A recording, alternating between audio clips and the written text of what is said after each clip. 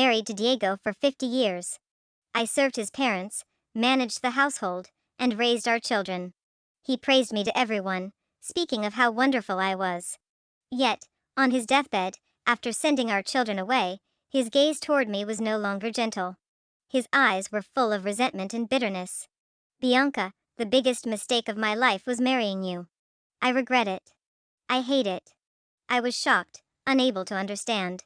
After he drew his last breath, I found the answer in the palm of his tightly clenched hand. It turned out that Diego and his childhood sweetheart had made a 7-year vow, a promise to marry if neither of them wed another during that time. When I opened my eyes again, I had clarity. Diego, let's part ways and leave each other in peace. Chapter 1. Bianca, why are you off work so early today? I just saw Diego come back. He looked so radiant, clearly something good happened. Could it be that your marriage application was approved? Are we going to have a wedding banquet soon? Just as I was about to open the gate to the yard, Sandra, my neighbor who was sorting vegetables, spotted me. Faced with her inquisitive gaze, I mentally calculated the timeline. Diego's friend just returned from overseas. Sandra looked a little disappointed at the lack of wedding news. So, are you and Diego getting married before the end of the year? We're all waiting. In my previous life, I was supposed to marry Diego in just 2 weeks. But now, I clutched the marriage application tucked in my pocket. Half an hour ago, I realized I had been reborn. The first thing I did was head to the office and retrieve the marriage application for Diego and me. After handling Sandra's questions, I pushed open the gate to the yard. Diego was standing just inside. We came face to face unexpectedly. He was dressed in his neatly pressed work uniform, which accentuated his broad shoulders, slim waist, and long legs. He looked exactly as I remembered. His deep, piercing eyes gazed at me with confidence, composure, and a hint of coldness. It had taken me a lifetime to understand that the coldness in his eyes wasn't a personality trait, it stemmed from his dislike for me. How did you know I had a friend returning from overseas? Diego asked, his brows furrowed as he studied me. It seemed he had overheard my conversation with Sandra. Meeting his gaze, I calmly replied, "Didn't you mention it?" Diego's suspicion deepened. When did I say that? In my previous life, Diego's childhood sweetheart, Rita, returned on this exact day. He had kept it a secret from me until an accident forced him to introduce her. You don't remember? I answered. If you didn't say it, how would I know? Diego stayed silent, scrutinizing me as though I were a spy. Seeing how composed and indifferent I was, he began to doubt himself. Maybe he had mentioned it without realizing. Clearing his throat, he said, "Right, I was going to tell you. A friend of mine just returned from overseas and doesn't have a place to stay. I was about to help her find somewhere, so I won't be back for dinner tonight. I hadn't planned on cooking for him anyway." "All right, go ahead," I replied with a nod. Diego was momentarily startled by my quick agreement. I knew what he was thinking. Diego was a handsome man and, after leaving the military, had become a high school math teacher, a coveted bachelor in many women's eyes. Naturally, I used to keep a tight watch on him. Whenever he went out, I'd ask where he was going, who he was meeting, and I'd dig into the person's background. Over time, it annoyed him. He started sneaking out whenever I wasn't home. Today, he had planned to do the same, but he hadn't expected me to return early. "Why are you staring at me? Hurry up and go. Don't keep your friend waiting." Now, not only was I not questioning him, but I was urging him to leave. The sooner he left, the sooner I could handle my own business. "Here, this is some chocolate." Diego hesitated before pulling a piece of chocolate out of his pocket. In my previous life, this never happened. I glanced at the chocolate in his hand. It wasn't hard to guess, he probably intended to give it to Rita. For some reason, though, he was offering it to me now. "I don't eat this kind of thing.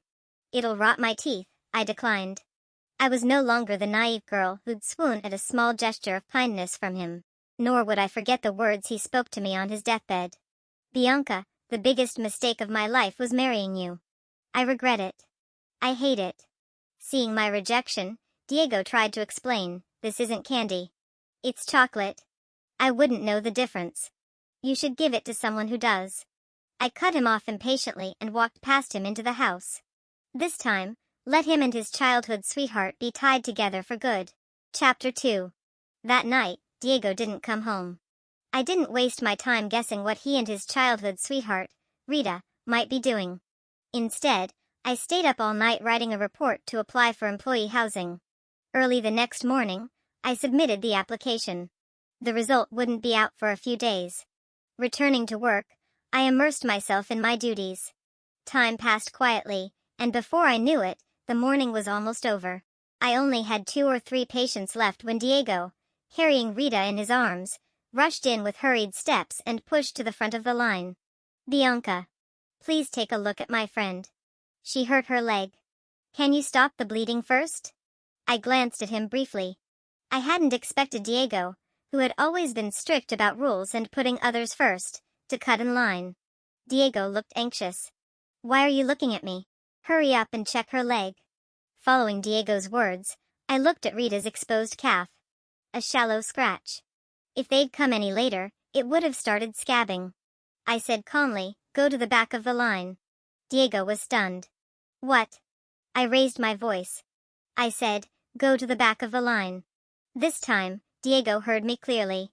His brows furrowed, and his tone dropped. Bianca. I ignored him and continued tending to the patient in front of me. Diego hadn't expected me to treat him so coldly. He reached out and tugged at my arm. I turned to him sharply. Diego, you're a teacher. Don't tell me you don't understand the concept of first come, first served. Or is this how you teach your students at school? Diego was completely taken aback by my words. Sensing the tension, Rita intervened. Diego, I'm fine. Let's go to the back of the line. Hearing Rita's words, Diego finally moved, helping her to the end of the queue. When it was finally Rita's turn, I took out some iodine and dabbed it on her wound to disinfect it. All right, just make sure to keep it dry. Diego looked incredulous. That's it? What else? Doesn't it need to be bandaged? I glanced at Rita's wound again. Sure enough, it had already scabbed over. Memories from my previous life resurfaced unbidden. I was 35 years old, and after dropping my son off at school, I stopped by the market to buy groceries.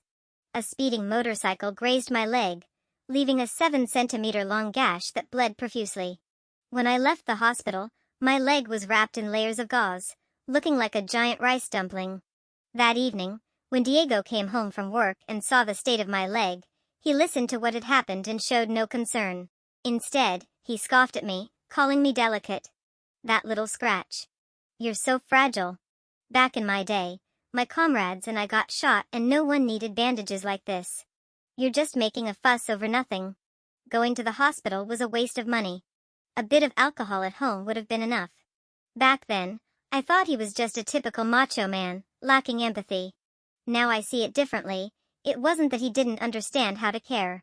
I just wasn't the person he cared for. Sure, it needs bandaging. Go ahead, Diego, you can do it yourself. I'm off duty now and heading to lunch. I placed the basket of gauze on the table. Ignoring Diego's dark expression, I picked up my lunchbox and left. Bianca, is that woman Diego was carrying your cousin? Just as I finished getting my food, Lisa from my department came over to gossip. Cousin, such a familiar term. In my previous life, Diego had taken great care of Rita but feared rumors. So, he gave her an identity. He told everyone that Rita was my cousin. With that label, no one thought twice about the future brother-in-law taking care of his cousin. Back then, I had been naive enough to believe their relationship was as pure as siblings. Naturally, I accepted the cousin narrative without question. Lisa, you're so considerate. You even pay attention to your cousin's affairs. Diego's so lucky to have you, Lisa teased. She's not my cousin. She's just a friend Diego brought back from overseas. She doesn't have any family here, I corrected her with a calm smile. Chapter 3. Lisa's jaw dropped so far she could have fit an egg in her mouth. It took her a while to process the information and then she stammered, So Diego is really kind to his friends. Although this wasn't an era of strict feudal customs anymore, there were still unwritten rules about men and women. Especially for a man like Diego, who was already engaged, to carry an unrelated woman into his fiancé's workplace. Even a dog would overthink it. Lisa walked away, and as I turned around, I saw Diego standing behind me, his face cold. Once we were alone, he finally spoke. Bianca, I didn't mention this before, but my family and Rita's are old family friends. We grew up together until she was 18, when her family had to move abroad due to certain circumstances. She hasn't had it easy these past few years. Her parents both passed away, and now that she's back, she has no one else. He had said the same thing in my previous life. Back then, he painted Rita as a helpless girl with no family, evoking my sympathy so I would accept her as my cousin. I looked at him. So, what does that have to do with you telling people she's my cousin? Diego froze for a moment. In his eyes, I'd never had many good qualities, but there was one thing he did value, my kindness. I was empathetic, especially toward girls like me who had no family. I've always thought of Rita as a little sister, he explained. Now that she's back, I feel responsible for looking after her in place of her parents. But as a man, I worry that people might gossip and tarnish her reputation. So, Bianca, could you? No. I cut him off. I don't have a habit of adopting sisters. If you really think of her as a sister, then hold a proper banquet. Invite everyone over and announce it openly. If everyone knows she's your sister, then surely no one would dare to gossip. It was a perfectly reasonable suggestion, but Diego fell silent. After all, to him, Rita wasn't just a sister, she was a special sister. Despite my refusal, Diego went ahead and spread the word that Rita was my cousin, just as he had in my previous life. It didn't take long before Diego brought her into the house. He said, the guest house Rita was staying at isn't very safe lately. I'm worried something might happen, so I asked her to stay at home for a couple of days. Rita looked at me with her big, sparkling eyes. Bianca, I'm really sorry to trouble you like this. I was in the kitchen, whisking eggs, and didn't even look up. Oh, this is your house. You can bring whoever you want to stay here. That's right, I was living in Diego's house. The house I inherited from my parents had been destroyed in last year's floods. But I wasn't living in Diego's house for free. I paid rent every month, cleaned the entire house, and even covered the grocery bills. Back then, I thought Diego and I would eventually marry, so I never bothered calculating who gained or lost in the arrangement. Seeing me agree so easily, Diego gave me a strange look, but he was satisfied with the outcome. With a small nod, he added, "Are you cooking? Make a bit more, Rita will be eating at home from now on too." I didn't respond. Thinking I had agreed, Diego took Rita to set up her room but made a point to remind me, "Oh, and Rita doesn't eat onions, so don't put any in the food." I still didn't reply. Diego, I think Bianca seemed upset earlier. Maybe I should just go back to the guest house, Rita whispered. The house wasn't that big, and no matter how softly they spoke, I could still hear them. Diego looked at her and said, Bianca was born with a sour face. Don't let it bother you, just settle in comfortably. I heard you two already submitted a marriage application. I'd feel terrible if my presence caused problems between you two. At this, Diego seemed to remember the marriage application. In truth, the application hadn't been his idea. It had happened during a meal with his colleagues. When his superiors learned about us, they nudged him, saying it was time for him to settle down and get married. I guess that back then, Diego had assumed he'd never see Rita again. Feeling resigned, he filed the application. And then, just days later, Rita came back. He was probably kicking himself with regret now. It won't, Diego finally said after a long pause. I carried my bowl of egg noodles back to my room, but as I passed by their door, I caught a glimpse through the crack. At some point, Diego had bought a jar of snowflake cream. In front of Rita, he unscrewed the lid with an eager expression. With a face full of warmth and flattery, he said, I heard women like this kind of thing, so I bought it for you. See if you like it. Chapter 4. Snowflake Cream. I couldn't help but recall how it had become a nightmare in my previous life. After a few years, Diego was promoted from teacher to grade director, and his salary wasn't small. But he was always generous, often lending money to colleagues in need. Over time, the amount of money he brought home dwindled. Sometimes, he even asked me to use my savings to help others. To take care of his parents and raise our children, I had to stretch every penny as far as it could go. In the monotony of those days, I gradually lost sight of myself. One night, Diego came home drunk. After helping him wash up and dragging him to bed, he cupped my face and stared at me for a long time. I blushed, thinking he was enchanted by me. But when he spoke, his words were cold and cutting. "Bianca, why does your face look older than my mom's? Dark and rough." I froze on the spot. "Can't you learn from other women and use some snowflake cream or something on your face?" With that, he closed his eyes and passed out. The next morning, I didn't even bother going to the market for groceries.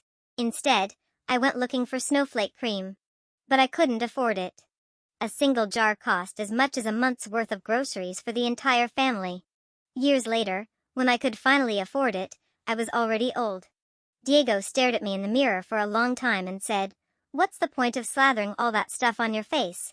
Do you think it'll make you younger? Looking all gaudy like that, don't corrupt the grandkids." And then he turned and walked away. "Thanks, but I usually don't use this kind of thing. I prefer imported brands," Rita said, glancing at the jar with mild disdain. "You should give it to Bianca. She might like it." Sitting in my room eating noodles, I heard Diego push open the door, the snowflake cream in hand. He frowned. "Why are you eating by yourself?" Without looking up, I replied, "Because I am." "What's your problem?" "Didn't I tell you?" I swallowed the last bite of noodles and looked at him. "You told me, but I didn't agree. Besides, there's only enough in the kitchen for one person. If you want to eat, go buy your own groceries and cook your own meal." "Bianca, what are you trying to say?" Diego's brows furrowed even deeper. "It's simple. I'm not your maid. I'm not responsible for your meals or anything else." Diego's expression flickered with shock. "What do you mean your house and my house? Once the marriage application is approved, we'll be husband and wife. There's no need to draw such clear lines between us." I stood up and looked at him calmly. "Diego, do you truly want to marry me?" Diego rarely showed any signs of guilt in front of me. But this time, he avoided my gaze, giving a vague response. "Well, I'm not going to back out." Yes, he wouldn't back out. He'd marry me, then resent me for the rest of his life. I see Rita as a little sister, and I hope you can too. This is a gift from her for you." Diego didn't dare meet my eyes. He set the jar of snowflake cream down on the table and quickly left the room. I glanced at the snowflake cream on the table and placed it in a drawer. It just so happened to rest on top of the marriage application form. In this life, neither snowflake cream nor Diego would hold me back anymore. Chapter 5. Diego left the house. And then came back. Through the door, I heard bits and pieces of his conversation. It turned out he had gone to borrow some eggs from Sandra next door. Diego had never stepped foot in the kitchen before, but for Rita, he spent half the day tinkering away in there. He even managed to fry some eggs with a bit of flair for her. I couldn't tell how they tasted, but Rita's giggles said enough. As they ate, the two reminisced about their childhood. When they reached the year they both turned 18 and faced the upheaval that forced their separation, Rita's voice choked with emotion. "Diego, do you remember the promise we made back then?" Diego didn't say he remembered, nor did he say he didn't. He simply hummed in response. And then, they both fell silent. Lying in bed, I couldn't help but drift into memories of my past life. The promise between Diego and Rita, that if neither married anyone else, they would wed each other after 7 years, was something I only discovered after Diego's death. It was written on a small yellowed piece of paper, clenched tightly in his hand. Holding that paper, my feelings couldn't be summed up as mere sorrow. Flashes of my life with Diego played in my mind like a reel. I met Diego the year he came home from the military. It was near the end of the year, and he returned carrying a simple bag over his shoulder. Holding a slip of paper, he pushed open the gate to our courtyard and looked at me, asking for directions. "Comrade, excuse me, would this be Angelo's house?" I was drying persimmons and turned around to look at him. Thick eyebrows, sharp eyes, and a tall, sturdy build. I couldn't find the words to describe him. My mind was filled with just one thought. Handsome. So handsome. He was unbelievably handsome. "Are you looking for Angelo?" "He lives next door," my father answered as he lifted the curtain to step outside. Diego nodded his thanks and turned to leave. My father called after him, "What's your relationship to Angelo?" "I'm his son, Diego," he said, turning back briefly. After he left, my father noticed I was still frozen in place and called my name. Girl, still staring? He's already gone. My face flushed with embarrassment as I ran back into the house amidst my father's laughter. That ordinary morning, when Diego pushed open the gate, he also pushed open my heart. I became Diego's fiancée the following summer. Diego's father had been bitten by a venomous snake while working in the fields. Although he was rushed to the clinic, there was no antivenom available for immediate treatment. Diego, who was in the middle of teaching, was called back home immediately. He knelt by his father's bedside, listening as the man delivered his final wishes. The greatest regret in his father's life was that he wouldn't live to see Diego get married and have children. Dad, I already have someone in my heart, Diego said suddenly, lifting his head. In stunned silence, Diego declared, Dad, I have feelings for Bianca. I want to marry her.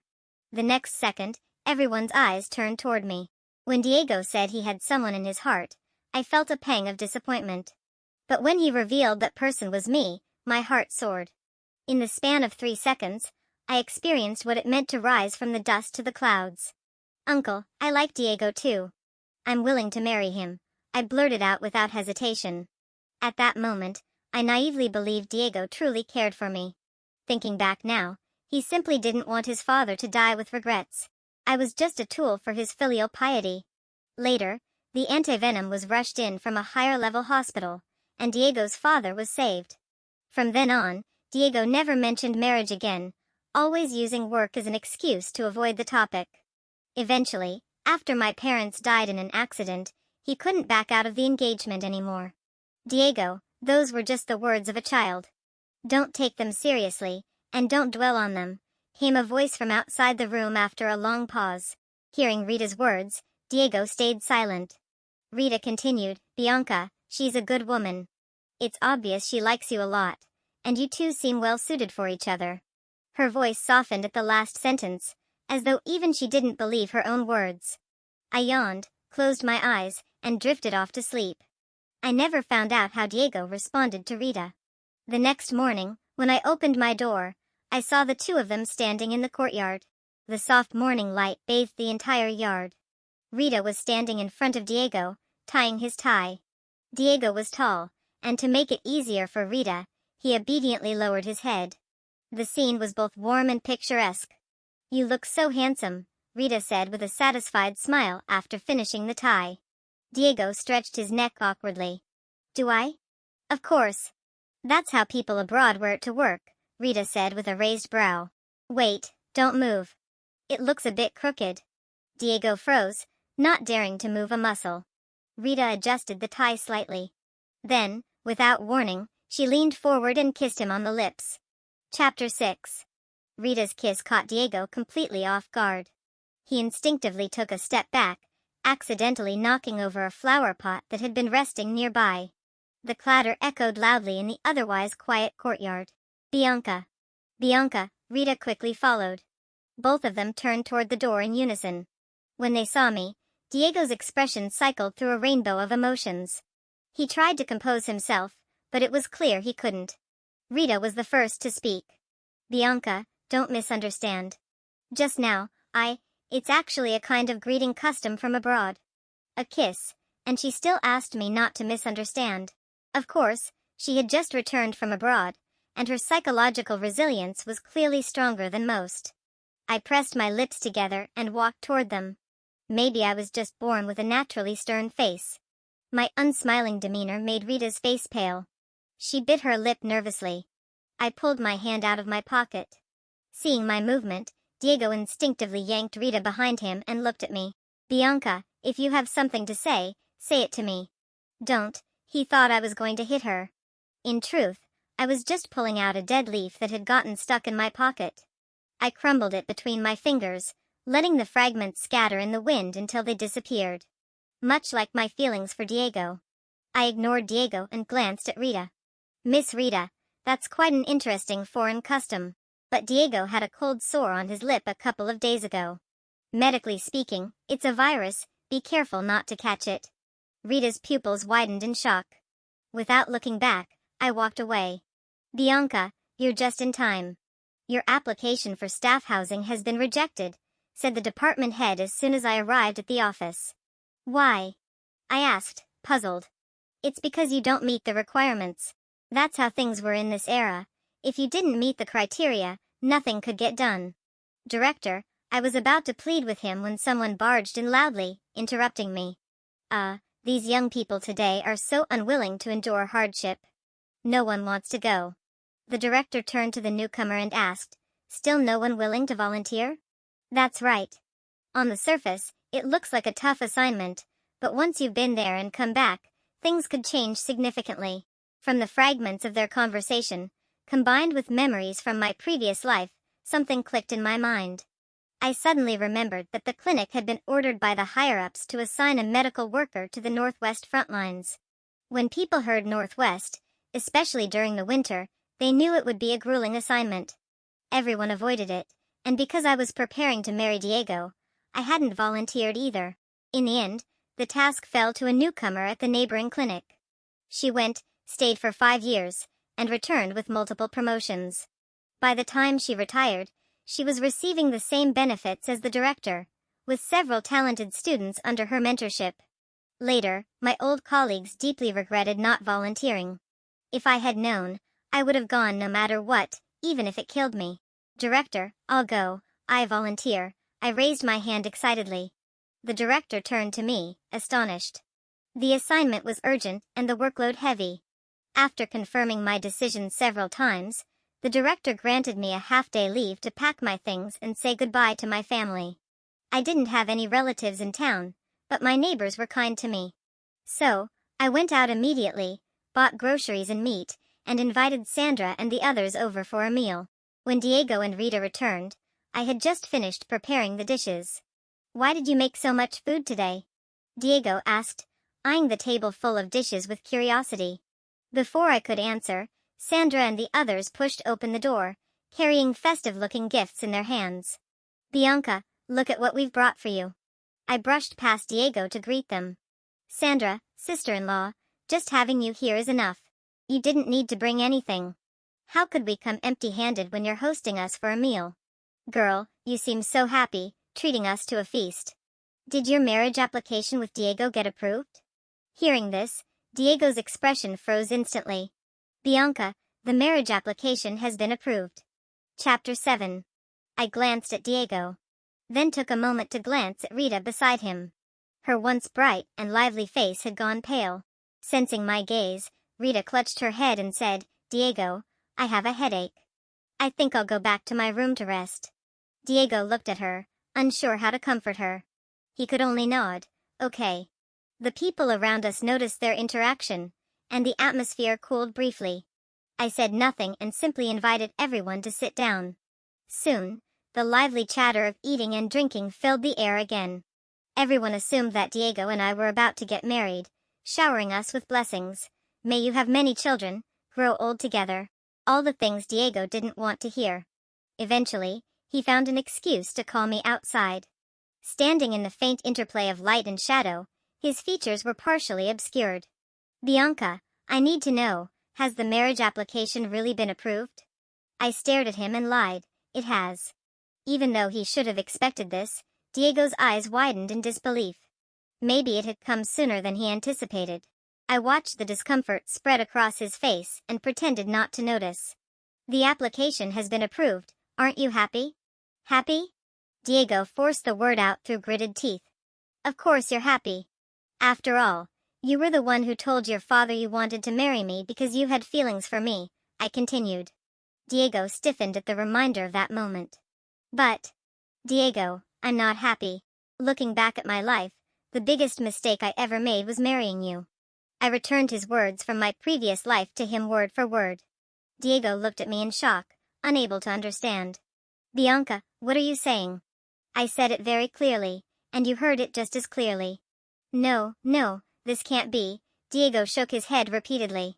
A flicker of doubt crossed his eyes, but then his expression cleared as if he'd figured it out.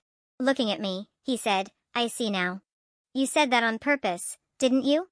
I didn't understand what he meant. Taking my silence as agreement, Diego grew confident. I knew it. There's no way you'd regret marrying me. You're just jealous because Rita kissed me earlier, right? Enough, Bianca. Rita already explained, It was just a Western greeting custom. Don't hold on to it. I smiled silently. Diego seemed uneasy. I really do see Rita as a sister. You, Diego. His good sister appeared right on cue. Diego turned to see Rita standing there with a suitcase in her hand. He immediately walked over. Rita, what are you doing? Rita's eyes were red, as if she'd been crying. Seeing Diego, she forced a small smile. Diego, you and Bianca are getting married. It's not appropriate for me to stay here anymore. I should leave. It's so late, where would you even go? Diego asked. Rita avoided his eyes. I have a friend. Diego didn't hesitate to expose her. Other than me, who do you even know here? Rita pressed her lips together, silent for a moment. She quickly glanced at me, then said, Diego, I wish you and Bianca a long and happy marriage with many children. Resolutely, she shoved past Diego, grabbed her suitcase, and left without looking back. Rita. Diego called after her and ran out. As he passed me, a gust of wind followed in his wake. It felt just like my past life. On the day Diego and I were actually married, Rita had made a scene about moving out. Diego had left me, left all the guests at the banquet, and chased after her. But unlike last time, when he didn't even glance back, this time he paused in front of me. Bianca, wait for me to come back, he said. Diego's figure disappeared into the twilight. I turned and went back inside. Sandra and the others had overheard most of what happened outside. Seeing me, they couldn't help but comment, Bianca, that cousin of yours doesn't seem easy to deal with. You should be careful. I took a bite of food and replied, she's not my cousin. She's Diego's childhood sweetheart, his little sister by affection, not by blood. What? They exchanged puzzled looks.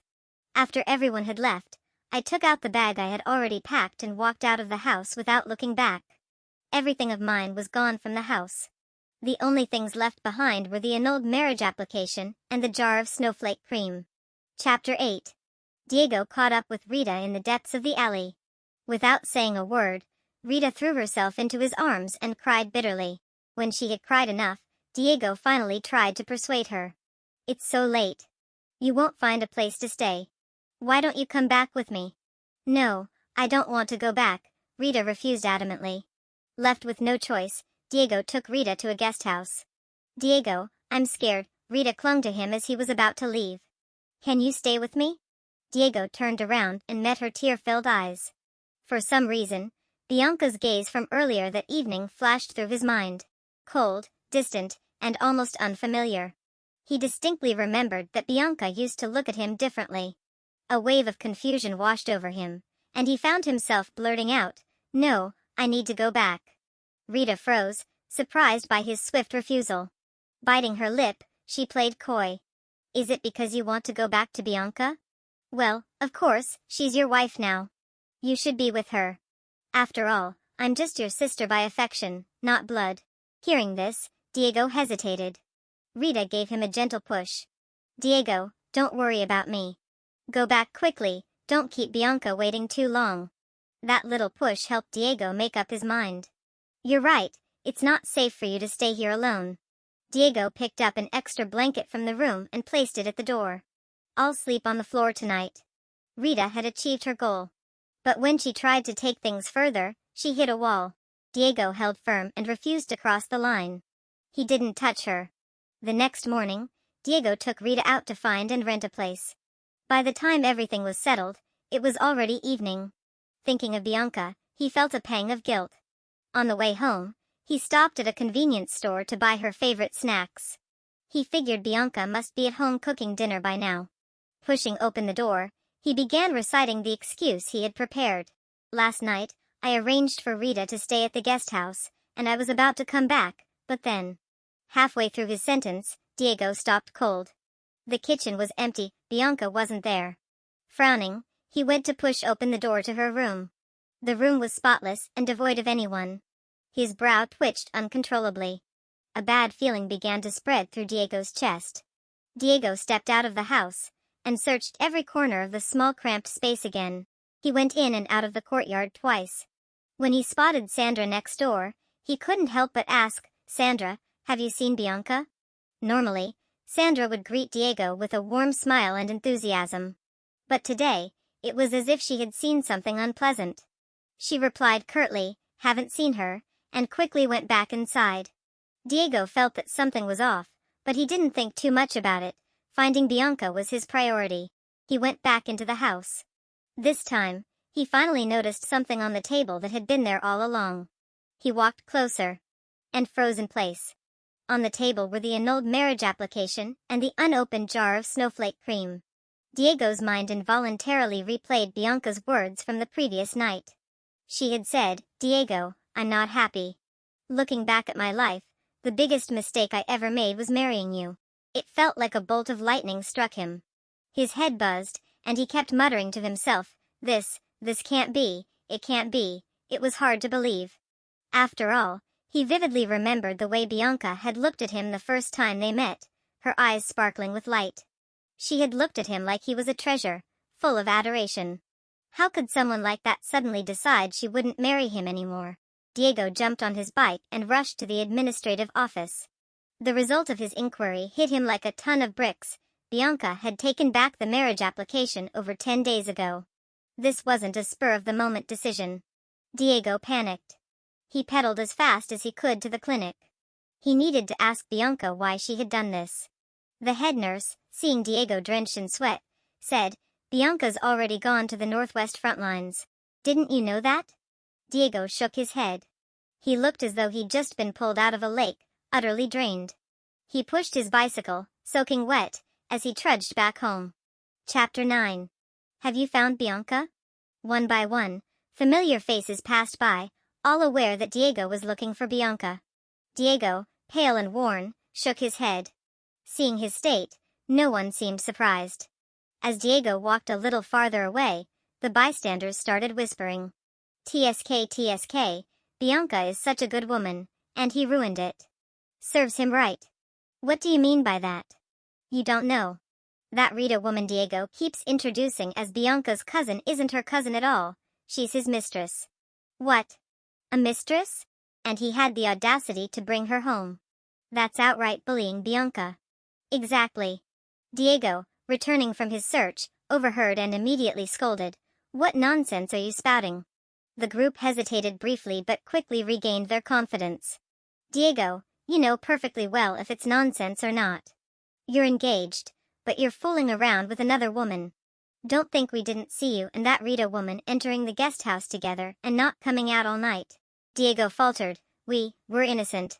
"Innocent? Spending the night at a guest house together. Who do you think you're fooling?" "Pa, you don't deserve someone like Bianca." The group spat on the ground near Diego before walking away. Diego stood frozen in place for a long time. It wasn't until days later that Diego began to realize Bianca was truly gone.